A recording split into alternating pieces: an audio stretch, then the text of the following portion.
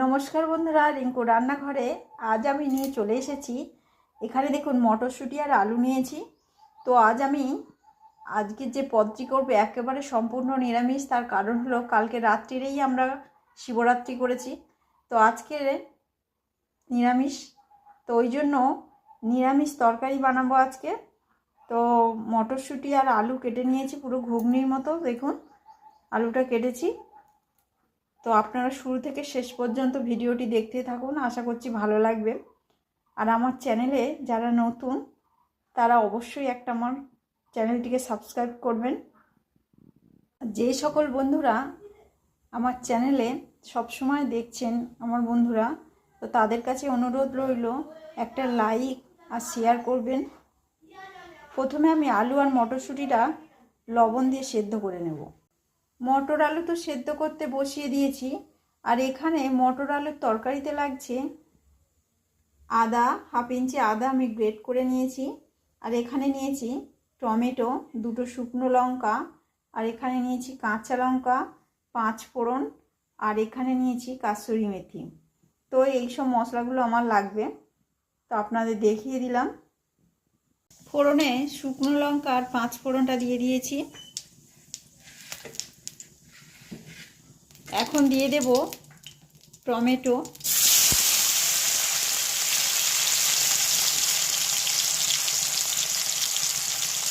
কাঁচা লঙ্কা, আদা,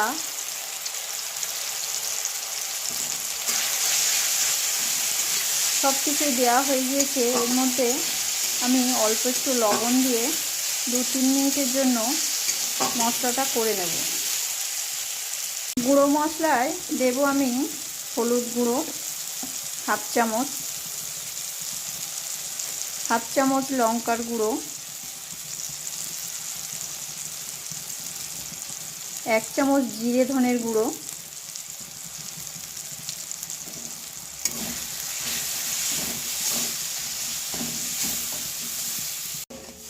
অল্প একটু জল দিলাম।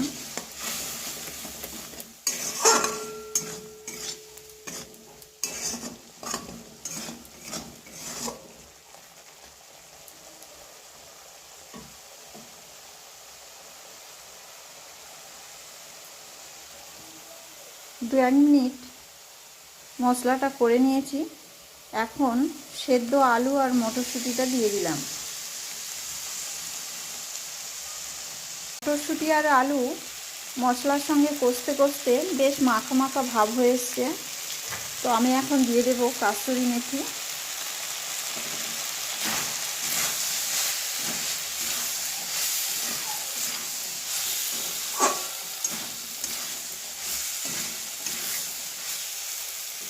কাল শিবরাত্রি গিয়েছে, তো আজকে নিরামিষ। তো আজকের আমি লুচি আর এই তরকারি দিয়ে খাবো, ওই জন্য আপনাদের সঙ্গে রান্নাটি শেয়ার করলাম। দিয়ে দেব জল দেওয়ার পর 10 মিনিটের জন্য ঢাকা দিয়ে দেব। সব শেষে দিয়ে দিলাম গরম মশলার গুঁড়ো আর অল্প একটু চিনি।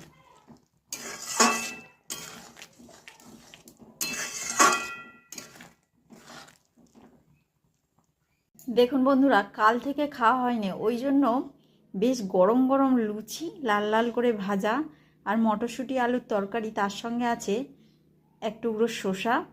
তো এখন আমি খাবো। খিদে তো খুব পেয়েছে বন্ধুরা, তো আর লোভ সামলাতে পারলাম না।